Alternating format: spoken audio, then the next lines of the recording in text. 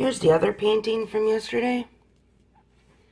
Turned out a lot better than the first. I like this one. I've actually given this one a name. You know, the thing about painting on wood, when you have a nice painting that turned out that you like, you can see the imperfections in the wood. But that's okay.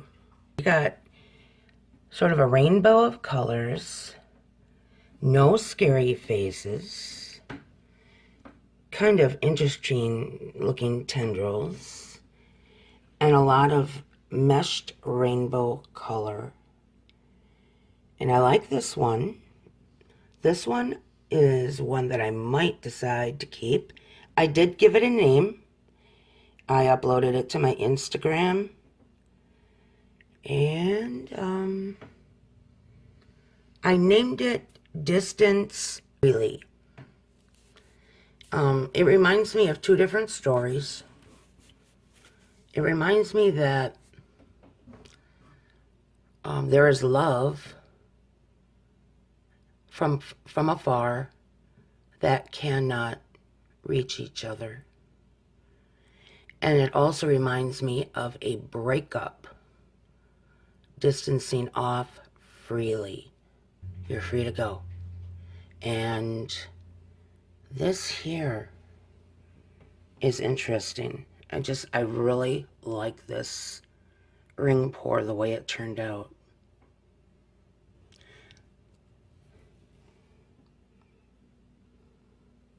Try and get some close-ups of it. Yeah, you get a few faces, but they're not, they're kind of comical and funny. This one kind of looks like a frog over here, right there. But a lot better than the first one, so I think I'll try a couple more of the ring pours. They've been really hard for me to master, and it was because I didn't have the paint consistency right. Now I also stopped using glue for a pouring medium. And I'll show you the reason I have decided to stop using the glue. And a lot of people that I know really support that glue. And for some reason, I can't support it anymore. I'll show you what happened. This happened. This was the first ring pour I did. And it turned out nice. I liked it. Really liked it. But look at what happened. The paint separated. And it is a pouring over the top of another painting that was washed. There was no silicone, no dimethicone, or anything in that other painting to where this top layer would not stick. There was nothing in there. So, but look at that. I did torch it though. Torching kind of brings out the cells, brings out the bottom layer of color up to the top. And it is just so wrecked all over the place. So this has been happening with glue. And glue is used for the purpose of crazing, crackling effect. Yeah, I'm done using glue. This is what happens to me. That's what's going on. I have to figure out these problems and I have to get it right before I could even consider selling any of this kind of art.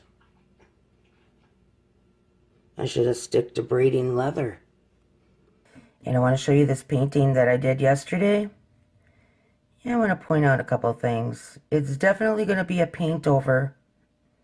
I don't like the painting at all, really. I mean, there's a lot of weird things about it that I just don't like. It's not the bumping that's going on here. That you kind of get from the silicone. Oh, look, this looks like a bird. I mean, that's one of the most pleasant things I see in the painting. The rest of it is darkness and sadness. A a lot of demon faces are seen in here.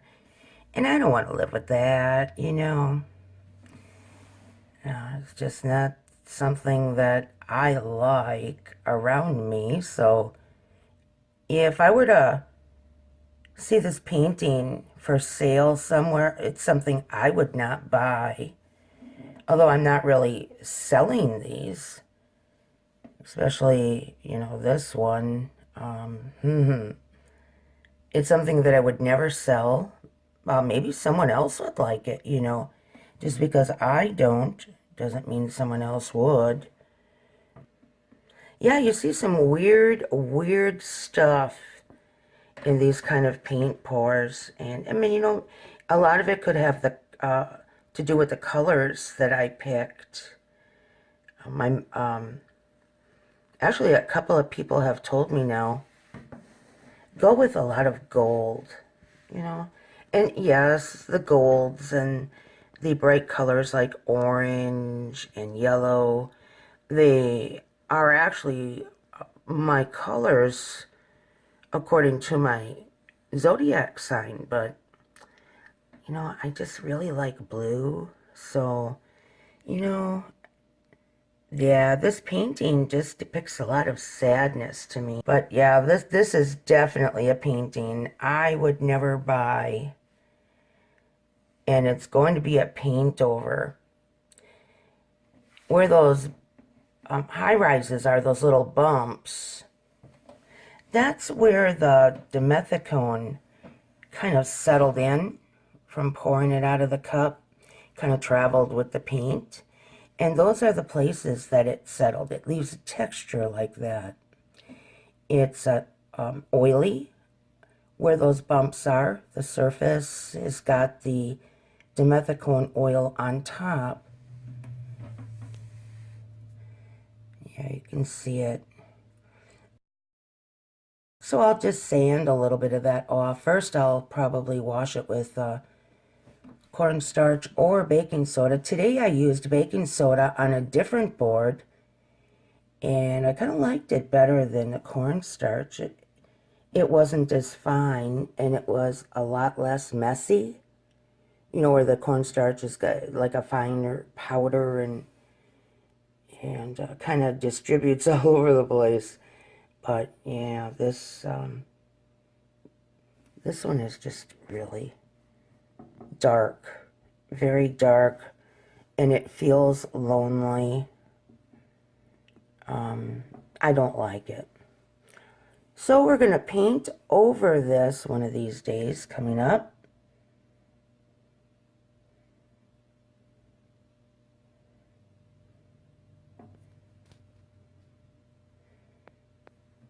I just had to read a message that I got. So, weird stuff in there. You know, why couldn't it give me like birds and butterflies and flowers and nice, soft, gentle things instead of trolls and demons and darkness? You know, the darkness, if it's done right, is artsy, and that's okay, you know. A lot of artists bring out a certain amount of darkness in their art, but this painting is definitely ridiculous. I mean, look at that. Look at those faces in there. That's some weird shit. That ain't for me.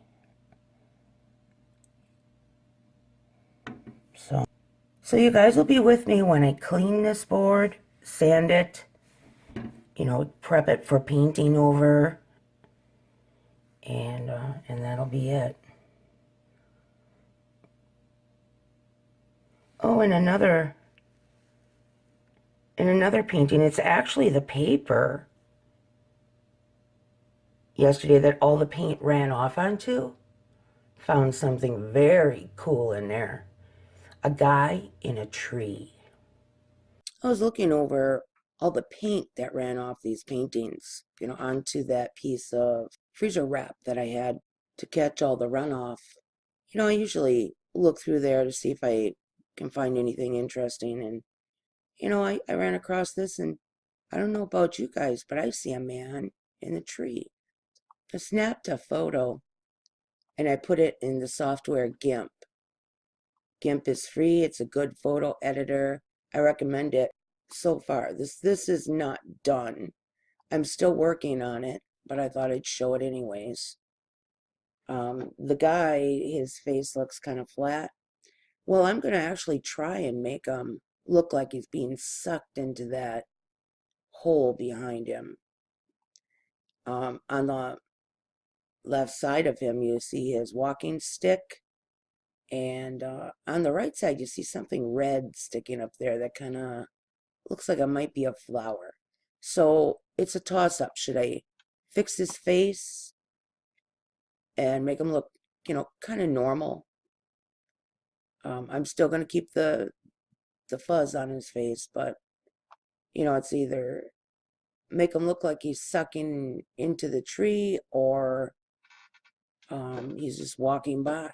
I mean, he could be the tree man who goes and protects all the trees and then goes back into his home inside the tree when he's done going around blessing all of his trees.